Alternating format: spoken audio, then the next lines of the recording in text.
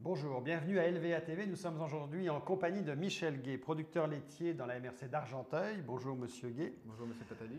Et là, vous êtes venu nous parler d'un sujet extrêmement chaud, extrêmement délicat aussi. Vous vous estimez lésé sur une terre qui devrait devenir votre propriété alors que beaucoup de jugements au Québec donnent raison, semble-t-il, à la ville de Branxburg-Chatham et à la MRC d'Argenteuil. Exactement. Alors, qu'est-ce qui vous amène, après toutes les démarches que vous faites depuis quelques années, à dire je vais voir un média pour en parler?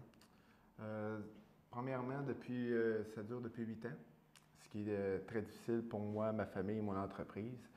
C'est au sujet d'un droit qui est très clair et notarié, qu'une ville s'est engagée à respecter et que malgré tous les faits démontrent très clairement qu'on essaie de nous contourner.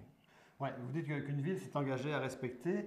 Là, vous parlez d'un document que vous nous avez amené, un document en anglais, qui précise, en fait, signé par M. Harry Smith, qui précise que vous pourriez acheter la terre à un montant de 200 000 $ avec 2% en fait, d'intérêt par année, Ouais. signé en 2004. Donc, dans votre esprit, une terre qui vaut à peu près 240 000 $, vous faites une proposition. Oui, Mais aujourd'hui, la terre, avec la valeur des terres, vaut quelques millions de dollars, 3, 4, 5 millions. exactement. Sauf que ce que vous nous amenez, vous dites, bon, ça c'est le document que j'ai signé en 2004 en anglais, puis vous dites que le document qui circule dans les procès qui ont été faits, c'est un document en français, puis vous dites contestez, vous, la traduction française, c'est ça? Premièrement, c'est M. Smith qui avait mis ses conditions de vente à la ville, que la ville s'était engagée à respecter. OK? Et tout de suite après, des gens de la ville se sont permis de faire une traduction française Oui. qui est vraiment différente de la clause. Ben, vraiment différente. C'est-à-dire que dans la version anglaise, on voit le verbe to sell, dire vendre, Oui. puis dans la version française, ce que vous refusez finalement comme version, c'est désir de se départir. De se départir. Départir veut dire au niveau juridique abandonner. Donc, ce qui est très, très différent de vendre, Ouais. ce que la clause initiale dit. Mais sur le fond, ça, vous l'avez débattu, vous avez eu des avocats pour ça, vous êtes allé en cours, vous êtes même allé en cour supérieure. Oui. Puis, vous avez, malgré la mauvaise traduction, vous estimez, vous n'avez jamais gagné. Non, on n'a jamais gagné. Après avoir étudié le dossier en 2018, à tête reposée avec des avocats de l'extérieur, nous nous sommes aperçus que les procédures avaient été faites entièrement avec la fausse clause qui n'est pas le droit de premier refus. OK. Mais là, en même temps, vous avez des périodes où vous prenez des ententes avec la mairesse, avec la MRC. En tout cas, c'est ce que témoigne. Nous, on a regardé vos documents, en fait, puis il y a un document de la Cour supérieure où on dit, fondé sur le témoignage de Davidson, donc, qui est votre avocate, de ce que je comprends, de la mairesse, etc., de M. Carrière, de la MRC. Bon, il y aurait des ententes, y compris avec M. Gay. L'avocate dit à son client comment elle est fière de lui, d'autant plus que selon elle, il a pris une excellente décision comme homme d'affaires. La mairesse approche Michel Gay et lui dit qu'il doit être heureux du résultat. Vous dites même à la mairesse, d'après ce que dit la Cour, on aurait dû faire ça bien avant. On sent des témoignages, en fait, où on dit finalement, la famille Gay n'est pas mécontente de ce qui s'est négocié.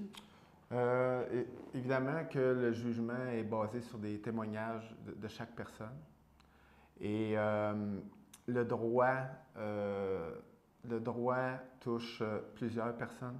Le droit de premier refus, Wiggy and Son. Dans la version anglaise, Wigan Son. C'est-à-dire que ça inclut, en fait, La famille au complet. C'est ça. Et la négociation se fait qu'avec vous. Exactement. Sur une clause qui avait été mise dans un bail de 20 ans, qui n'était pas le droit de premier refus. Donc, premièrement, dans cette rencontre-là, ce n'était pas une négociation pour le terrain, c'était une discussion avec la mairesse. Et évidemment, Louis Gay n'a pas été consulté au niveau de ce résultat. Mais pour revenir à la cause agricole de tout ça, parce que vous nous avez montré tout à l'heure le plan, en fait, c'est un secteur dans lequel la MRC veut réaliser, en fait, près des lacs, près des champs, en fait, des pistes cyclables. Ça devient une espèce d'espace récréo-touristique. Pour quelles raisons vous êtes-vous tourné vers l'UPA? Est-ce que l'UPA de votre place vous a dit, bah, écoutez, monsieur Gay, vous êtes producteur quand même de 170 vaches, je pense, 170 têtes. Ouais. Vous êtes un gros producteur laitier. Est-ce que Mm. votre UPA vous dit, bah, écoutez, on va regarder votre dossier, on va vous aider à faire respecter des choses que vous estimez justes? Ils ont joué quel jeu? Au niveau de l'UPA, ils se sont fait très discrets. J'ai demandé à 3 reprises de rencontrer le président des Laurentides, M. Richard Maheu. La dernière fois, il s'est même désisté. Évidemment, aujourd'hui, le dossier est complet, le dossier est énorme. Donc, je peux démontrer beaucoup de choses aujourd'hui aux gens qui s'en intéressent pour faire avancer les choses et démontrer le visage réel de ce dossier. Okay. Mais est-ce que la MRC, la ville, a besoin d'aller devant la CPTAQ pour faire reconnaître son projet de récréotouristique? En 2008, il y avait eu une décision de donner qu'il était possible de développer un milieu de protection et de parc qu'eux voulaient également développer. Sauf que le droit de premier refus est très important. Et la Ville, le 4 octobre 2010, ont démontré qu'ils voulaient le vendre. Et au lieu de nous l'offrir en premier, bien, ils l'ont vendu par résolution à la MRC. Okay. Puis donc, vous faites des démarches. Vous allez en cours, vous êtes allé en cours supérieur, vous perdez également en cours supérieur, vous avez tenté d'aller en cour suprême. Puis là, on est allé en cour d'appel, cour suprême. Parce que vous perdez en cour d'appel, en fait? Oui. Vous allez en cour suprême, puis là, la cour suprême refuse de vous entendre. Exactement. Donc, il faut être acharné là, pour continuer. Quand la Cour suprême dit non, en général...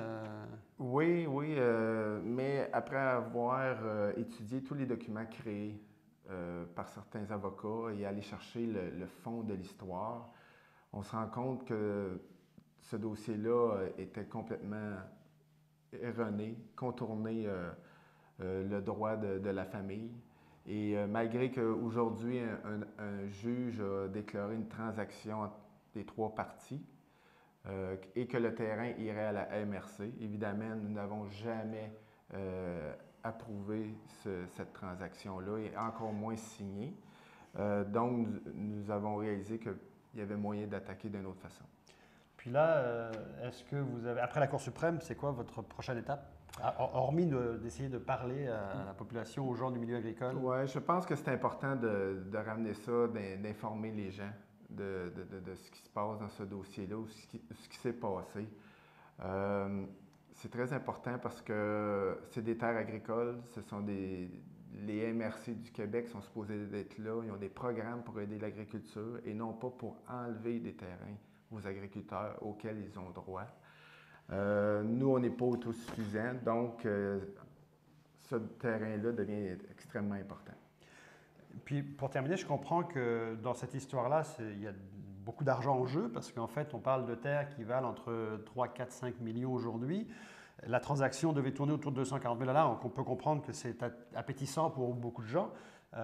Mais vous nous disiez que juste en avocat, ça vous a coûté à peu près 200 000, 600 000 à la MRC, 180 000 à la Ville. C'est beaucoup d'argent finalement pour une petite chicane.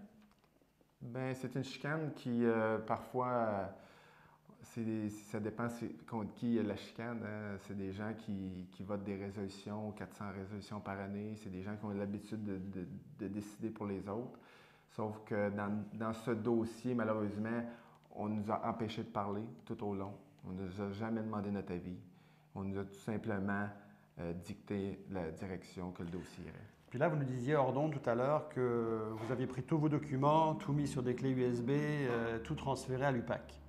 Là, avez-vous une réponse de l'UPAC? Nous avons déposé la plainte Louis Gay, mon père, qui a déposé la plainte. Parce que mon père, lui, il a fait une offre d'achat. Il a informé la ville en 2012 qu'il achetait le terrain.